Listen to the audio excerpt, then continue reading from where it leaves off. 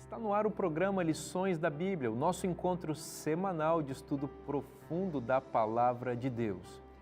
No programa de hoje, nós vamos estudar a vida do profeta Jonas e vamos perceber que, inclusive nas melhores famílias, ocorre o problema da inquietude, da falta de paz e da falta de descanso. E vamos entender como Cristo oferece isso para todos nós. Está no ar o programa Lições da Bíblia.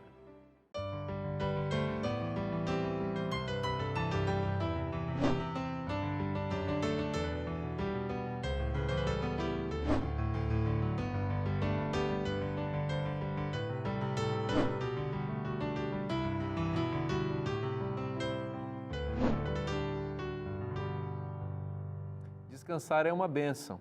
Descansar em Cristo, melhor ainda. Mas às vezes as pessoas se mantêm rebeldes contra as propostas de descanso que Deus nos oferece. E como eu disse na abertura, isso acontece até nas melhores famílias.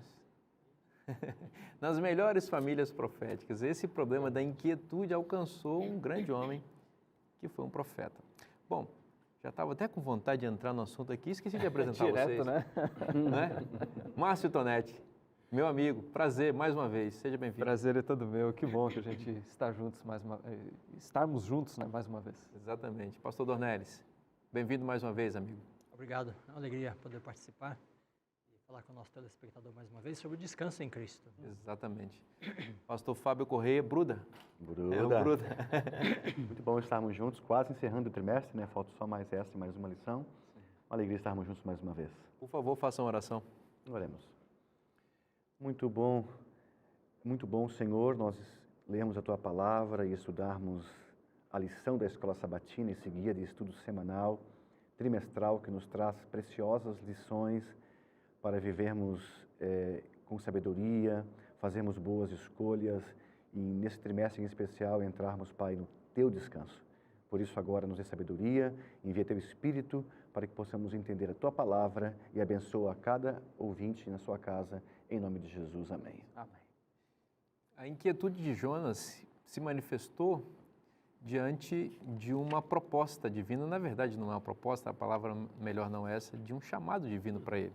Vamos ao texto, Jonas capítulo 1, versículo 1 e 2, diz assim: Veio a palavra do Senhor a Jonas, filho de Amitai.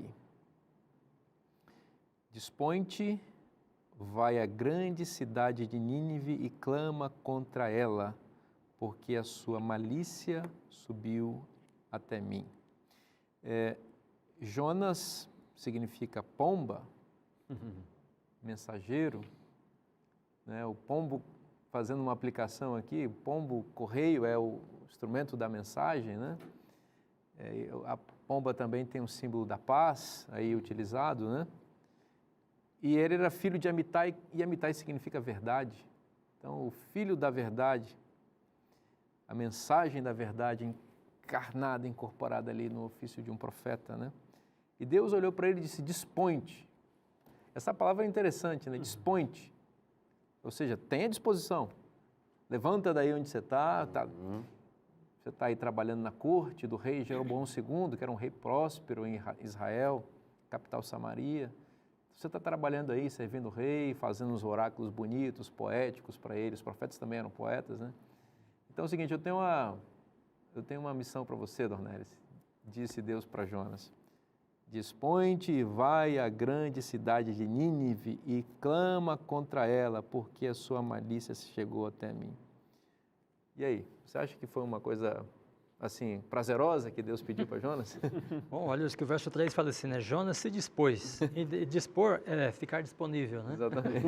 Ou seja, ele estava com algum compromisso, aí Deus falou, ó, deixa os compromissos e vem, né? Jonas se dispôs, mas para fugir da presença do Senhor.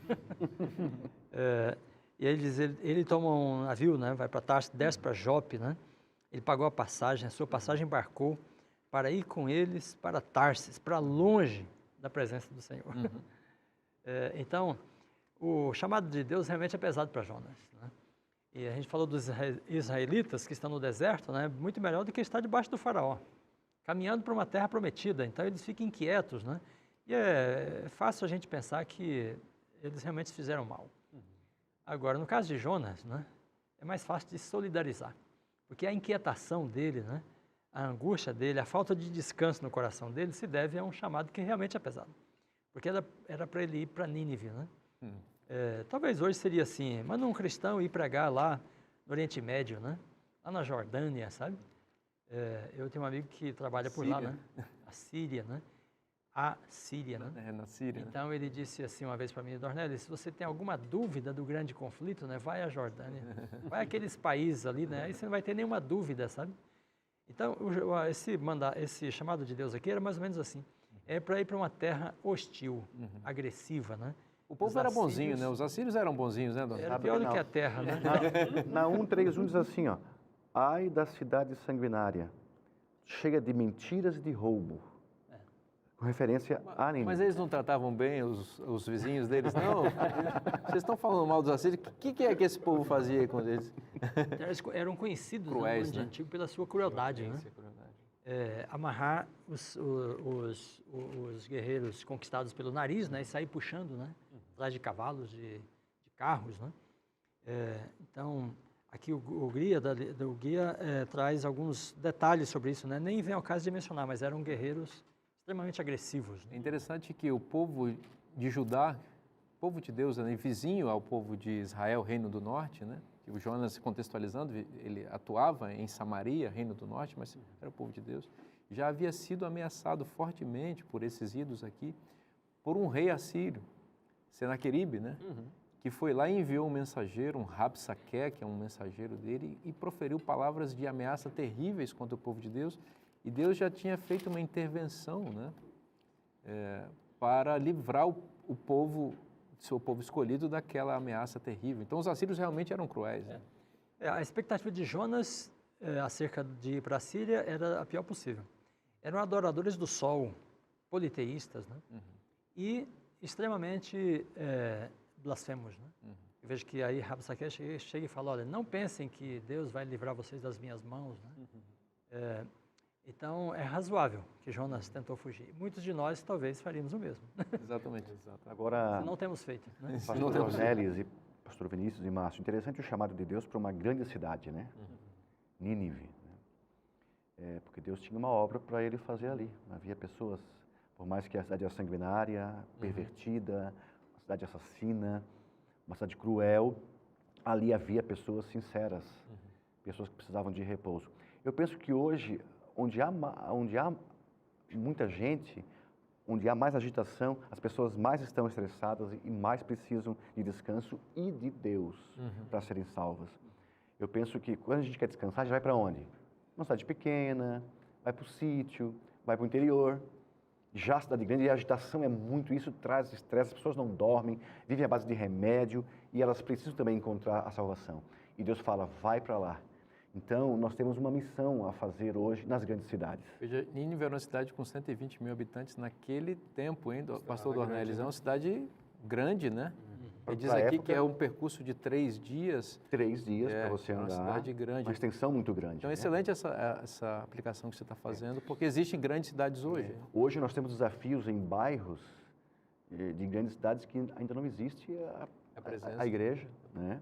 Então, olha o que Ellen White, essa autora americana, no livro Obreiros Evangélicos, ela fala, conjuntamente com a proclamação da mensagem em cidades grandes, há muitas espécies de trabalho a ser feito ali, com vários obreiros que usem os seus dons, uns trabalhando de um modo, outros de outro modo, e o Senhor deseja que as cidades grandes sejam trabalhadas mediante os esforços unidos dos obreiros de diferentes habilidades. Então, Deus chama hoje para que nós levantemos igrejas, para que nós preguemos, para que nós levemos esperança e descanso nas grandes cidades. Então, é um desafio que nós também temos e às vezes a gente pode ter medo, né? Porque lá a impiedade, lá a imoralidade, lá a crueldade, e como aqui... Drogas, violência. E aqui o Jonas teve medo também, não medo, mas assim, será que eles merecem a conversão? Poxa, eles fazem o mal, eles nos perseguem, eles nos matam. Então, nós vamos agora pregar arrependimento para eles. Mas Deus pede, lá há pessoas sinceras. Então, vá lá pregar. que aí traz um ponto muito interessante, né? Acho que eu vejo assim que havia várias razões, né, para Jonas fugir desse chamado, né? Como vocês disseram, o medo realmente era algo muito latente, né? E diante de ameaças ali prévias, né? Talvez ele tivesse pensado que seria quase que um suicídio, né? Você levar a mensagem para um lugar com a possibilidade, né, de Deus, com a sua misericórdia, a graça, poupar a vida daquela cidade, perpetuando, né? Enfim, uma cidade que poderia representar uma ameaça concreta, real, para a própria nação, não só para o Jonas, para o profeta.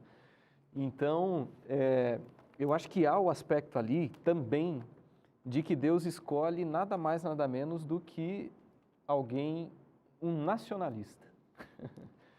Judeu enfim, Jonas era alguém que supervalorizava, superdimensionava, né, a sua própria cultura, a sua própria linhagem, né? E isso, evidentemente, determinava em um grau bastante considerável a forma como ele enxergava, enfim, a graça de Deus sendo estendida para além das fronteiras de Israel. Existe uma coisa aqui que é importante, diz que Jonas fugiu da presença do Senhor. No entanto, ele fugiu foi de Nínive. Concretamente falando, né? Sim. Ele foi para Tarsis e alguns intérpretes dizem que essa Tarsis é mais ou menos onde está a Espanha hoje. Então ele foi para um lado e Nínive estava no extremo oposto. Mas o texto diz que ele fugiu da presença do Senhor. Onde Deus está? Nós falamos muito sobre esse conceito da presença de Deus. Deus está onde está a sua missão. Deus está onde há pessoas a serem alcançadas. Claro. E se nós quisermos estar onde Deus está em sua presença, precisamos estar em sua missão. Ellen White diz que todo filho de Deus nasce no reino de Deus como missionário. Não existe como ser um filho de Deus e habitar na presença de Deus sem estar preocupado em cumprir a missão de Deus. Então as pessoas estão lá necessitando. Eu não posso cruzar meus braços. Eu não posso usar as justificativas. Eles são maus, eles são ímpios, já estão para longe ou para além da misericórdia e da graça de Deus, porque esse juízo não é nosso. Deus disse, vai lá e prega. Vai lá e prega. Mas o profeta inquieto, com seus medos, ansiedade, angústia, tentando controlar aquilo que é Deus que controla. Deus é quem sabe se os assírios, os ninivitas, né, receberiam ou não aquela mensagem. Se a palavra de Deus se cumprir ou não, isso é uma coisa de Deus. Deus estava pedindo para ele, vai. Mas ele se dispôs, né? E Deus se preocupa com todos, né? O Salmo 33, verso 13. O Senhor olha dos céus e vê todos os filhos dos homens. Do lugar da sua morada, observa todos os moradores da terra. E as grandes cidades, gente, com milhões de pessoas.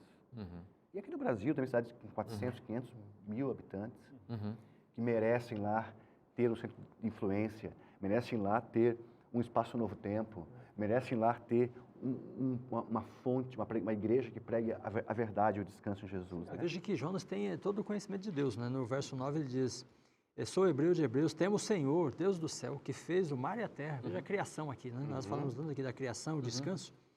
E aí quando ele foge, né, isso evidencia que ele está com a consciência culpada, né? Porque só aqueles que estão com a consciência pesada fogem, sabe? Se escondem, né? Então ele sai para o contrário, sai da presença de Deus, ele desce, né? No navio ele desce mais ainda, vai para o porão, né? Aí verso 5 diz que ele vai para lá para dormir, né? Para se deitar. Muita gente não está fugindo, e se não está fugindo, não está melhor do que Jonas. Porque às vezes a pessoa nem está inquieta por não obedecer a Deus, sabe? Ela nem está com a consciência pesada por não atender ao chamado, né? Então, o fato dele fugir mostra que ele tinha consciência da situação, da missão, né? Do trabalho que Deus está dando, mas ele está inquieto por causa desta desobediência. Então, amigos, a não inquietação nesse caso, né, é pior, porque a consciência nem mais registra, né, o chamado de Deus e a obrigação. Sabe? Você veja que coisa interessante, é uma ironia aqui no texto, né? Porque ele desce para dormir, ele vai descansar. Veja bem, o homem estava com uma missão grandiosa, então ele está dormindo. Mas que estranho isso, como que você consegue dormir? Eu, por exemplo, quando eu tenho responsabilidades muito grandes, eu não chego a perder o sono não, mas graças a Deus eu tenho dormido bem aí, graças a Deus. Mas isso tira um pouco a sua... Eu preciso cumprir minha parte, né? Como é que você vai dormir deixando a sua responsabilidade urgente por fazer, né? E Jonas vai dormir. Parece até entorpecido. Algum efeito narcótico mental, alguma substância no seu corpo mesmo produziu aquilo ali, né? Quando Deus cria a Eva, né, ele faz cair um pesado sono sobre Adão, né? É a mesma expressão usada aqui, sabe? Então, realmente parece ser uma coisa assim, meio fora do normal, né? Ele não tomou nenhum remédio, né? Então, mas alguma coisa aconteceu e ele dormia profundamente, né? E é interessante Perdeu que a consciência. na abordagem do capitão do navio, ele diz ou agarrado no sono, algumas versões diz ou dormente. A expressão evoca quase que uma ideia de assim, parece que você está embriagado, rapaz. Né? Uma sugestão até de uma tentativa de ele se excluir da realidade, com aquele sono entorpecido ali, né? Se alienou. E aí, o que a Bíblia, o que Deus faz quando alguém está, entre aspas, descansando quando não deveria? Quando está num ócio, fugindo da sua responsabilidade? Deus manda a tormenta. A tormenta de Deus é um paradoxo. A tormenta de Deus projeta o verdadeiro descanso. Deus coloca em situações adversas. Exato. Né? Aí ele vai lá para a tormenta e depois vai lá para o fundo para a boca de um peixe, né? Aí isso me faz lembrar também do Davi, que vai parar na caverna, do Elias, que vai parar na caverna, do José, que vai lá para a prisão, e Deus trabalha com essas situações adversas para nos ensinar. Exatamente. Por isso que talvez o livro de Jonas, né, ele retrata a história não apenas de um Deus que quer salvar uma cidade, né, populosa, mas uma das mais influentes, quem sabe, do mundo daquela época, mas quer salvar um profeta também, né? Você já sabe, o nosso guia de estudos é uma grande bênção e com ele aprendemos lições da Bíblia. Então, recomendo que você conheça esse material e o site está aparecendo na sua tela, cpb.com.br, é onde você vai descobrir um pouco mais sobre como adquirir esse material. O programa Lições da Bíblia vai para um breve intervalo e volta já já. É interessante. O que é que tem dentro de um peixe? Para um ser humano? Nada, né? Ele vai fazer o que lá dentro? Nada. Então, aqui o comentário fala da lição, né? Às vezes temos que ser levados aonde não temos nada que o mundo nos oferece para nos apoiar, a fim de perceber qual é a nossa verdadeira necessidade de Jesus.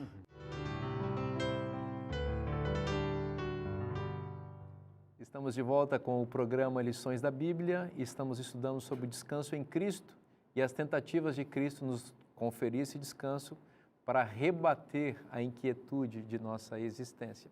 Eu quero fazer uma recomendação para você mais uma vez de um material que é muito bom para ampliar o seu conhecimento sobre a Palavra de Deus, em especial sobre o tema do descanso em Cristo, que é o tema que nós estamos trabalhando ao longo desta temporada. Este material foi escrito ou desenvolvido especialmente para que você possa conhecer mais sobre a Palavra de Deus. Você sabe, a editora Casa Publicadora Brasileira já há mais de 120 anos produzindo materiais que edificam, que salvam para toda a sua família, produziu esse material e está disponibilizando para você. Descanso em Cristo é o tema, ou o título, né, desse comentário aqui, tá bom? Você encontra em cpb.com.br. Bom, gente, vamos continuar na nossa conversa aqui sobre Jonas. Ainda estamos aqui no capítulo 1, que tem tantas coisas bonitas aqui, não é? Jonas estava dormindo, né? Agarrado no sono, e a tempestade rugindo lá fora. A tempestade que está acontecendo, ela é um exemplo ou uma ilustração da vida do profeta. A vida dele estava tempestuosa, ele estava ansioso e estava tentando fugir dessa realidade com aquele sono entorpecido que ele estava ali. Então, diante do caos, o capitão do navio vai lá tentar acordá-lo. O que está acontecendo com você? Você não está percebendo? Você não tem nenhum Deus para você clamar? Levanta aí, faz alguma coisa. Aí ele diz quem ele é, de onde ele é e a ocupação dele, né? Embora não diga que seja profeta, mas diz que é hebreu e teme a Deus. E aqueles homens tentam de todas as formas solucionar a situação, as cargas são lançadas no mar, mas não tem jeito, o barco vai afundar e vai morrer todo mundo. É uma tempestade terrível. E eles identificam a origem divina daquele ato. Os homens, embora sejam idólatras, eles percebem que algo sobrenatural está acontecendo e que eles precisam fazer alguma coisa. Então, depois de muitas tentativas, Jonas diz para eles qual é a solução. No verso 12, ele respondeu-lhes: tomai-me e lançai-me no mar, e se aquietará, e o mar se aquietará, porque eu sei que por minha causa vos sobreveio esta grande tempestade. Então, o mar vai se aquietar. O mar vai descansar e vocês também vão descansar e me joguem no mar.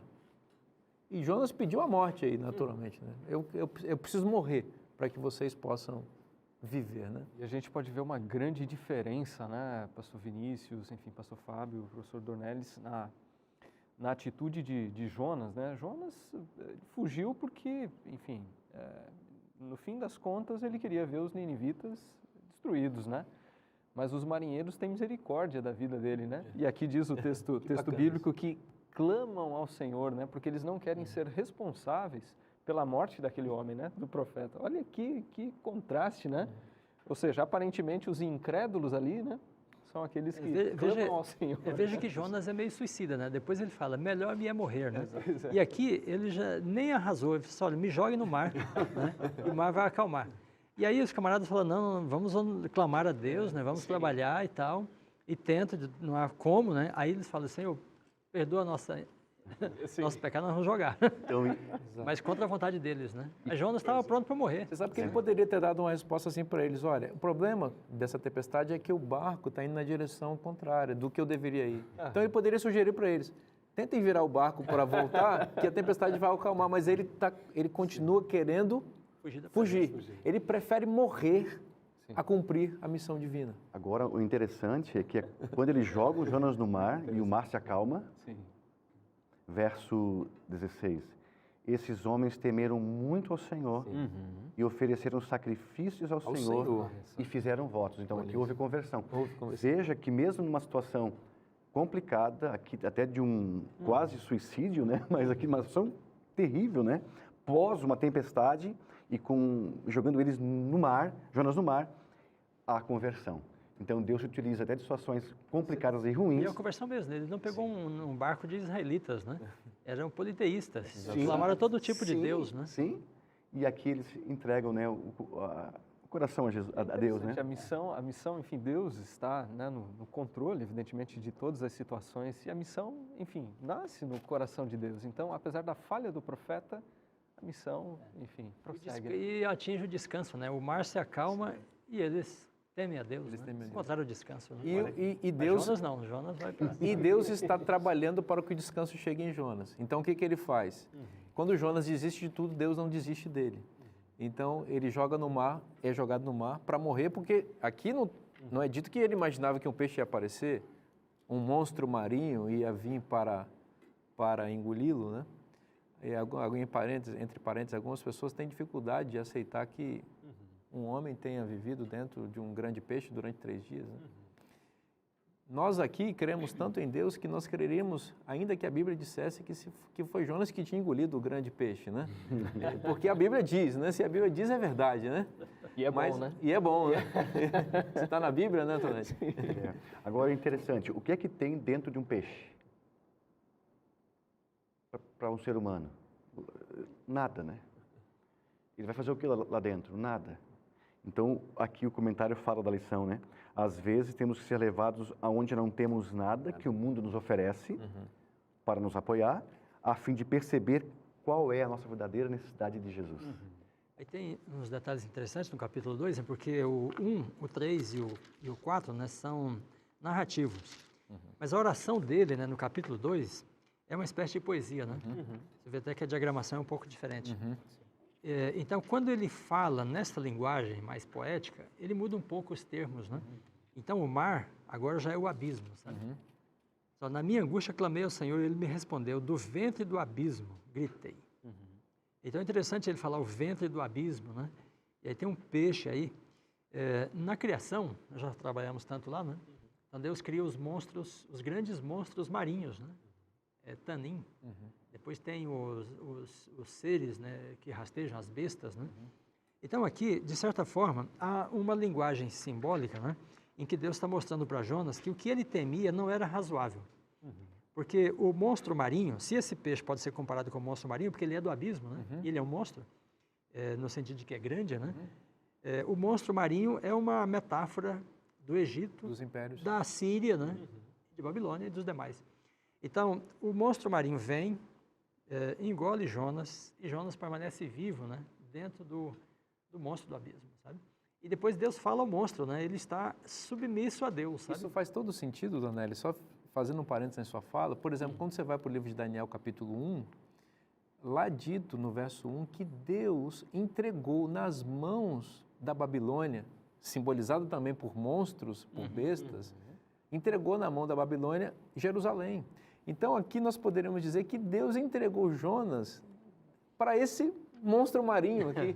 E esse monstro marinho, como a Babilônia, é instrumento nas mãos de Deus para disciplinar o seu povo, nesse caso agora o seu profeta, e reorganizar a vida dele em direção à missão. Isso mostra que quem está com Deus, né, onde quer que esteja, terá descanso, sabe? Você falou de Babilônia, de Daniel, né? Daniel na cova dos leões, veja que o leão é o símbolo de Babilônia em Daniel 7, né? Exato. Então Daniel está na cova dos impérios, sabe? E nada lhe acontece, né? A boca dos leões é fechada, sabe? E aqui a boca do grande peixe, do monstro marinho, é aberta, né? Para Jonas depois ser lançado fora.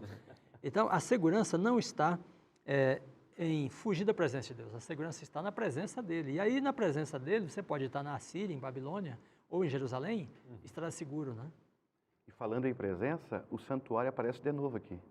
No verso 7, ele diz assim, ó, e subiu, verso 7, quando dentro de mim desfalecia minha alma, eu me lembrei do Senhor, e subiu a ti a minha oração no teu santo templo. Então, veja, o único lugar no Antigo Testamento que Deus estava presente era no santuário.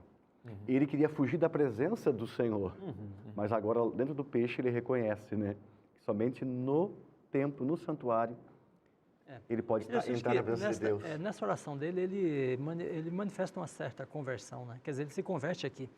Porque no verso 4 ele fala, tornarei porventura a ver o teu santo templo, né? Olha, o templo é o lugar da presença, de onde ele estava fugindo, né? Então ele quer voltar para a presença de Deus. Isso mesmo. Mas o rebatismo, né? Enfim, a água, assim como foi no dilúvio, a água em si trouxe destruição, trouxe O bom morte, missionário mas... tem de ser rebatizado para ir, né? Exatamente, mas o ressurgimento das águas... Né? Agora, tem uma coisa muito importante que é a oração. Sim. O Rabino Skorka, em seu livro Entre o Céu e a Terra, ele diz que o orgulhoso não pode orar. Jonas é um caso típico de um indivíduo orgulhoso, ou seja, que olha para cima e não vê ninguém, só vê ele mesmo. Para baixo vê todo mundo e para frente vê um espelho. É o egocentrismo total. A direção da vida dele supostamente estava nas próprias mãos. Mas quando ele é humilhado, rebaixado e colocado, entregue nas mãos, ou melhor, ao estômago de um grande monstro marinho, ali ele reconhece a necessidade de orar. Então, não existe missão sem oração. Por quê? Porque é Deus quem dirige a missão. E é conectado com Ele, é abrindo o coração a Ele, é reconhecendo a soberania dEle e a nossa dependência dEle, que nós podemos ser orientados ou reorientados para a missão. E a oração abre portas para o cumprimento da missão. Existem muitos relatos de missionários que, antes de fazerem suas empreitadas evangelísticas em determinados lugares, eles circundam o local, passeiam pelo local. Eu mesmo já fiz isso, orando pelas famílias, pelas pessoas em pensamento. Senhor, abre a porta dessas casas, o coração dessas pessoas, não é? Então, a oração abre portas para a missão. E no texto nós vemos isso aqui no capítulo 2, porque depois da oração poética, conforme o pastor Donelis mencionou, recuada aqui no texto, né? Diagramação evidencia a poesia, vem o verso 10 que já volta para a narrativa e diz assim, falou, pois, o Senhor ao peixe e este o vomitou a Jonas na terra, depois da oração. Ele fala depois da oração e depois da conversão, porque olha só, no verso 9 ele diz assim, eu oferecerei sacrifício e pagarei votos. Ora, sacrifícios e votos, né, no 1,16, é evidência da conversão dos marinheiros. Então, uma vez que os marinheiros fizeram isso, o mar tinha acalmado, e aqui, quando Jonas disse que vai fazer isso, aí Deus manda o peixe devolvê-lo. Né? Interessante. Eu acho que há, de certo modo, também uma nova compreensão dele em relação à própria graça de Deus, sabe? Porque no verso 8, Jonas vai dizer ali, os que se entregam à idolatria vã, abandonam aquele que lhes é misericordioso.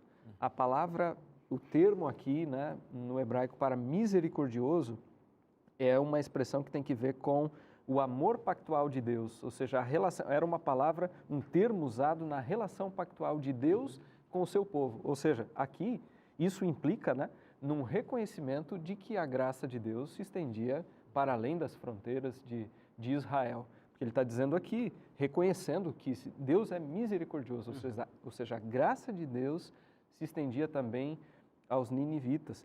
Mas, aparentemente, no início ali, né, a percepção de Jonas é a de que, enfim, apenas o seu grupo, o seu próprio povo poderia descansar na graça de Deus. E quando ele se converte aqui, né, ou se reconverte, então a missão de Deus entra no coração dele, então ele vai, né, e prega. Interessante, aqui de novo, daqui a 40 dias, a cidade aparece de novo aqui a palavra 40, como se repete, né? Sim. Então ele prega, que já é o capítulo 3, né? Lá para os ninivitas, e aí a conversão, o pessoal jejua e ora. Essa experiência de Jonas no capítulo 2, a oração, e o fato de ele ter permanecido 3 dias e 3 noites no interior do ventre é tão forte que Jesus, chancelando o fato, né, cita esse fato, e mais do que isso, Jesus disse que isso tipifica a sua própria experiência, né? 3 dias. Ele diz, né, eu vou dar a vocês o sinal. Quando os líderes judeus pedem um sinal dele, né, para provar o seu messiado, né, que ele era o Messias, ele diz, eu vou dar a vocês o sinal do profeta Jonas. Interessante que quando Jesus desce à morte, ele desce ao inferno, né? Jonas desce ao abismo. Esses lugares são paralelos. Com certeza. Quando ele volta de lá, Jesus, né, volta com a chave na mão, né, segundo Apocalipse 1. Né? Então, Jonas também desce e volta com essa disposição, porque depois no 3, ele diz, põe-te e vai à grande cidade de Nínive. Aí 3:3, né? Levantou-se, pois, Jonas, segundo a palavra do Senhor. Segundo a palavra do Senhor. E essa Nínive era uma cidade muito importante diante de Deus, de 3 dias para percorrê-la. Versículo 4 do capítulo 3. Começou Jonas a percorrer a cidade a caminho de um dia e pregava e dizia, ainda 40 dias e Nínive será subvertida. Existem algumas coisas interessantes aqui na pregação de Jonas, né? 40 dias, você mencionou aqui.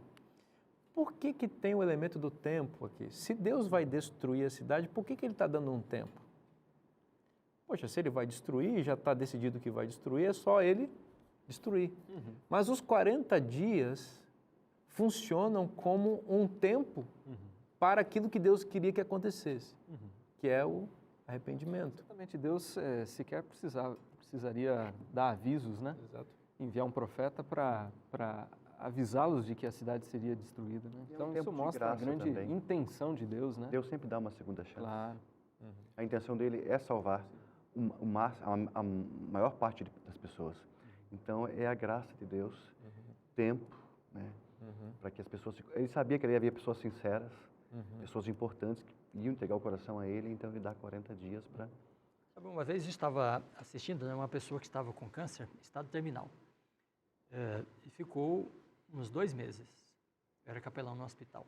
E aí um colega falou assim, não pastor, né? Ele disse, pastor Dornelli, sabe, Deus não deixa algumas pessoas especiais para ele dormirem ou partirem de imediato, sabe? Aí eu falei assim, por que você acha que ele não deixa? Ele falou assim, porque ele quer que eles se arrependam. E às vezes Deus os entrega ao sofrimento.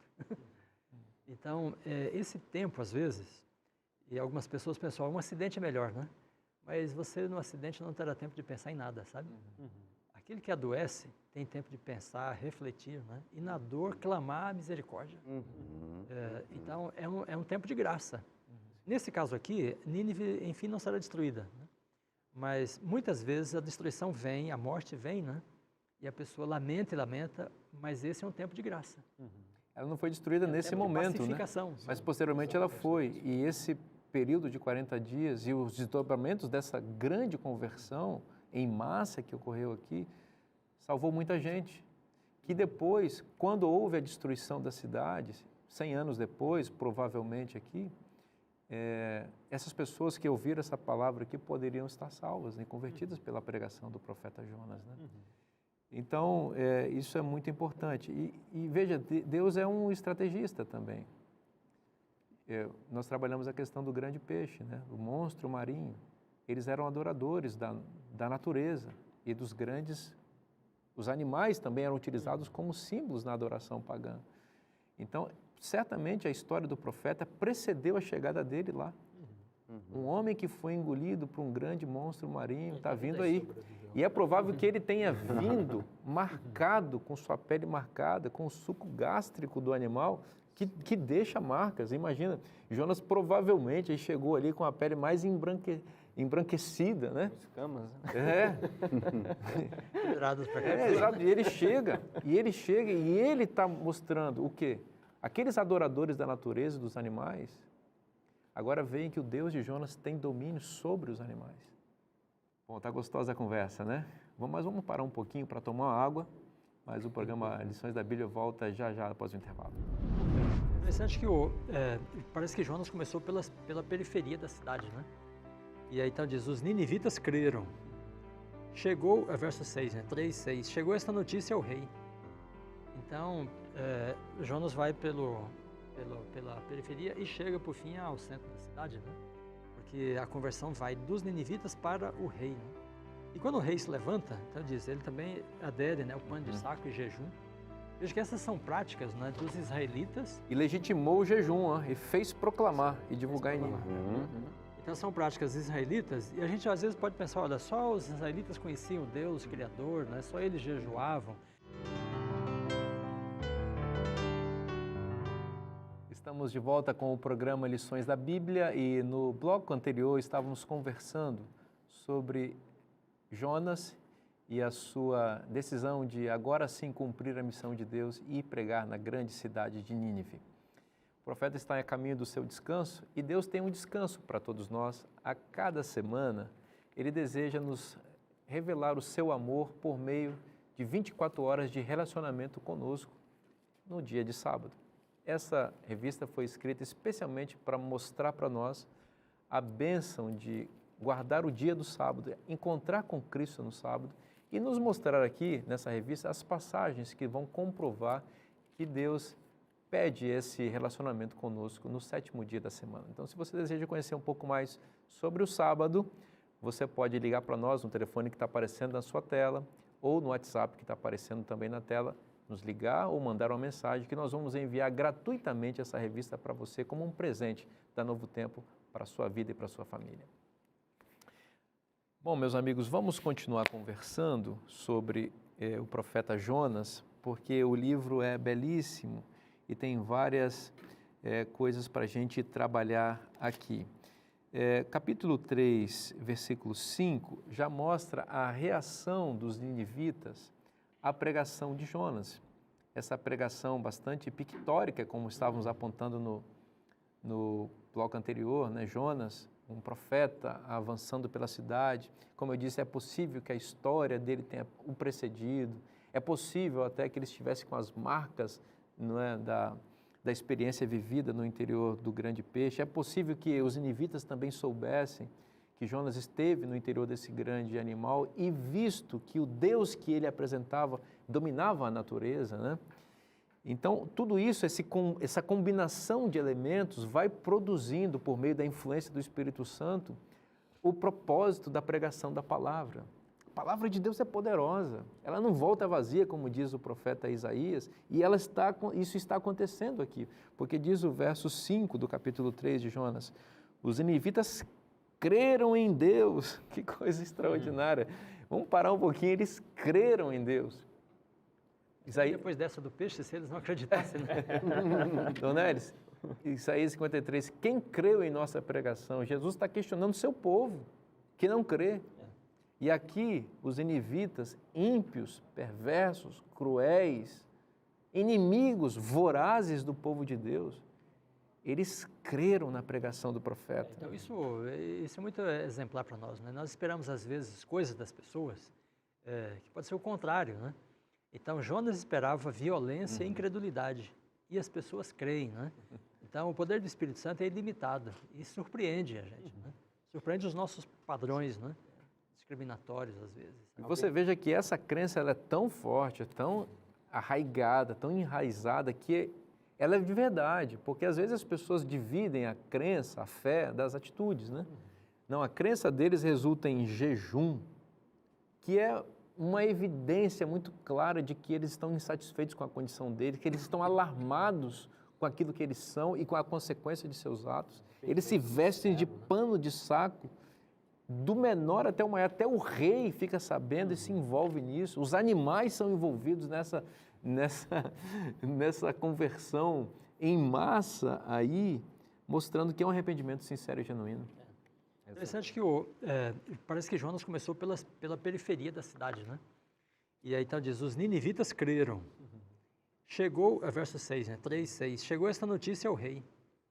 Então, Jonas vai pela periferia e chega, por fim, ao centro da cidade, né? Porque a conversão vai dos ninivitas para o rei, né? E quando o rei se levanta, então diz, ele também adere, né? O pano de saco e jejum. Veja que essas são práticas, né, dos israelitas. E legitimou o jejum, e fez proclamar e divulgar em Nínive. Então são práticas israelitas e a gente às vezes pode pensar, olha, só os israelitas conheciam o Deus Criador, né? Só eles jejuavam. Não, a crença em Deus, melhor, o conhecimento da realidade de Deus, né? E as práticas de servi-lo eram difundidas pelo mundo antigo, né? Às vezes as pessoas podem pensar que isso tinha se perdido, né? Por ocasião do dilúvio depois. Mas não, no imaginário, na consciência coletiva, na memória coletiva, havia todas essas práticas e inclusive o conhecimento da existência do Deus Criador, né? Exatamente. Aí eles proclamam esse jejum e tudo. Agora veja, o verso 8, né? Então o rei fala assim, se converterão cada um do seu mau caminho e da violência. Veja, aquilo que Jonas temia, né? É inclusive citado aqui, eles reconhecem isso. Que são violentos, né? Reconhecem e querem esse perdão para isso. Quem sabe Deus se voltará e se arrependerá do mal que planejou. Quem sabe Deus se voltará e se arrependerá do mal e se apartará do furor da sua ira, de sorte que não pereçamos.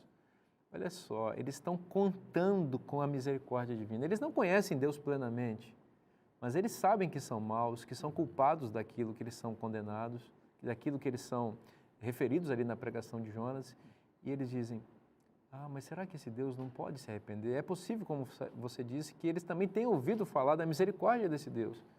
E que Deus é compassivo, é bondoso. E diz, vamos fazer aqui o nosso arrependimento. Porque de repente ele se arrepende.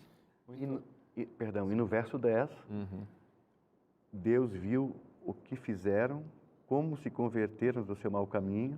E Deus mudou de ideia quanto ao mal que tinha dito que lhes faria e não o fez. Isso não emociona vocês, não? É quando diz que Deus viu, né? Onde Deus estava, né? Exatamente. Está no campo missionário, né? Deus é misericordioso, né? Deus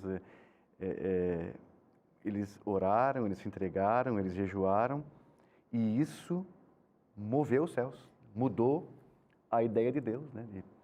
Viu Deus. Isso é muito interessante. Eu ia comentar justamente esse verbo, né? Por favor. Porque lá em Gênesis você vai ver, né? Deus vendo a iniquidade das pessoas antes do dilúvio e o que provoca uma destruição. Em Êxodo também ele vê e ouve o clamor dos israelitas lá no Egito. Então, aqui Deus viu, Deus vê o arrependimento, né? Tonete, isso é o seguinte, Deus vê, né? Tem pessoas que estão nos assistindo agora que estão achando que estão ocultas, alheias, distantes, que Deus não está vendo. Será que Ele não está vendo? Deus está vendo. Ele está acompanhando você. Ele vê o seu arrependimento. Então, continua buscando a face dEle, porque Ele é bondoso e misericordioso.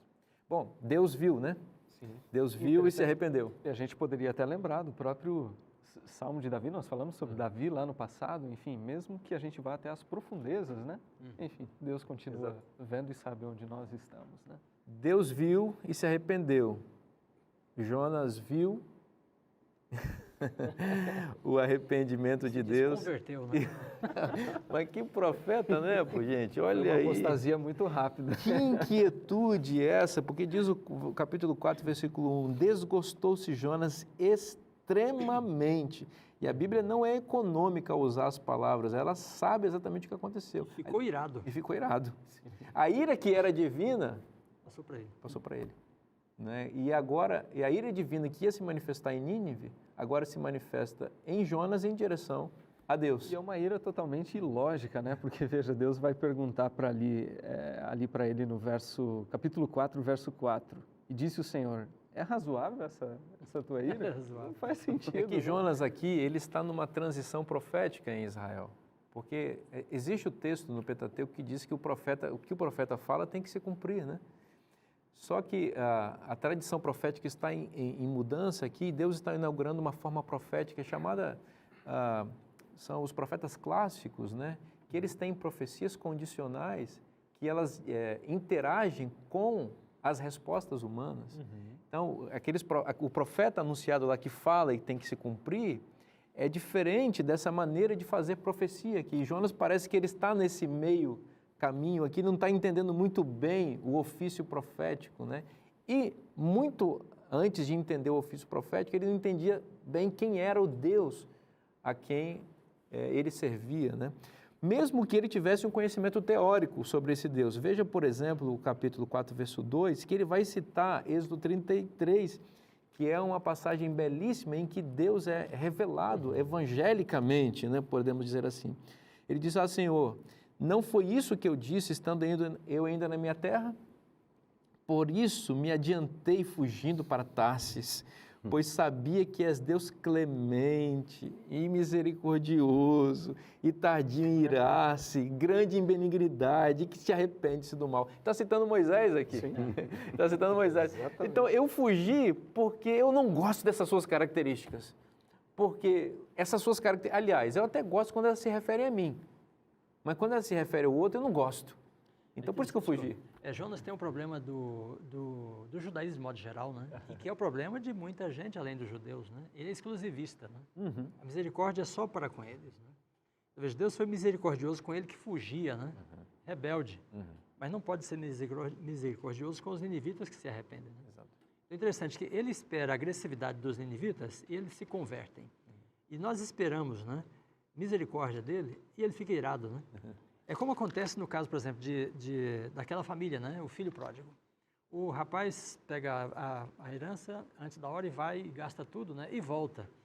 Aí Lucas 15, né, 16, 15, verso 25, fala assim: "Ora, o filho mais velho estivera no campo, né? E quando voltava, ao aproximar-se da casa, ouviu a música e as danças, a alegria com a volta do rapaz, né? Chamou um dos criados e perguntou: que era aquilo? Ele informou: veio o teu irmão. Ele se indignou e não queria entrar." Olha só, essa reação dele é a mesma de Jonas, né? Ele se indignou, ficou irado e não queria entrar. Não entrar aqui é permanecer fora da presença de Deus, porque Deus está lá na festa pelo filho que se arrependeu, né? E Deus está aqui com os ninivitas e Jonas quer sair de novo da presença dele, né? Então isso é muito perigoso, sabe? Quando a gente acha que a misericórdia é para alguns, né? É para nós e não para todos, né? Exato. Mas Deus abençoa toda a sua criação igualmente. gente E aqueles vai que se ver- arrependem têm a oportunidade de salvação igualmente. A gente vai ver essa discussão depois até entre Pedro e Paulo, lá no contexto do Novo Testamento, né? Porque Pedro, enfim, veio de uma concepção também, tinha uma compreensão, assim, limitada da graça de Deus, exclusivista, né? E aí Paulo vai falar: não, mas veja, você não está querendo comer, né? Um símbolo de aceitação, né? Com os gentios, e você precisa mudar de perspectiva. Ele chama a atenção, né? Salvação é para todos. E uma pergunta, então. O livro de Jonas é sobre a salvação, a conversão de Jonas? Ou sobre a salvação e a conversão dos ninivitas? Dos dois, mas primeiro do Jonas. Porque quando Deus nos chama para nós fazermos a missão, o primeiro que ele salva é o pregador, é o missionário. Então, é uma via, né? Até aliás, acho que ele só comenta, né? É esse nome. É uma via de mão dupla. Ele não amava os ninivitas, ele queria a morte deles. Você sabe que os judeus hoje utilizam o livro de Jonas como uma leitura do dia da expiação. Eles celebram o dia da expiação e no sábado, no dia da expiação, à tarde, eles leem o livro, que é curtinho, são 4 capítulos, né? E eu fui pesquisar por que os judeus fazem isso, leem o livro de Jonas. Há alguns motivos. Primeiro, porque Jonas é o primeiro profeta transcultural da Bíblia. Ele que é o primeiro enviado a pregar em outro lugar. E os judeus enxergam também a necessidade de expandir os valores da palavra de Deus para as outras nações. Interessante o primeiro ponto. Mas o ponto central, porque eles leem no dia da expiação, que é o dia do perdão, que é o dia do arrependimento, que é o dia em que os pecados são cancelados, né, é que o livro mostra que os ninivitas se arrependeram. E os ninivitas eram cruéis, perversos, maus, malignos, mas houve perdão e arrependimento para eles, arrependimento e perdão neles. Então, a mensagem de Jonas no dia da expiação é: se Deus pôde perdoar os ninivitas, o que Ele não vai fazer também conosco? Então, o apóstolo Paulo diz lá na frente, né? Deus nos perdoou quando éramos maus, o que não vai nos fazer agora, né? Então, a mensagem do livro de Jonas é uma mensagem de salvação, de perdão. O livro, no entanto, termina com uma pergunta. É um dos poucos livros na Bíblia, talvez seja o único que termina com a pergunta, Deus perguntando a Jonas sobre o seu amor, sobre Nínive e se era razoável aquilo que Jonas pensava. Nós não sabemos qual foi a resposta de Jonas, mas nós podemos responder hoje em arrependimento, em confissão e em entrega a Deus. Entregar nossos pecados para Ele, para que Ele nos perdoe. O arrependimento verdadeiro e genuíno é uma dádiva de Deus e está na Bíblia, e Deus nos oferece na Bíblia. E se está na Bíblia, é bom para você. Forte abraço, Deus te abençoe e até semana que vem.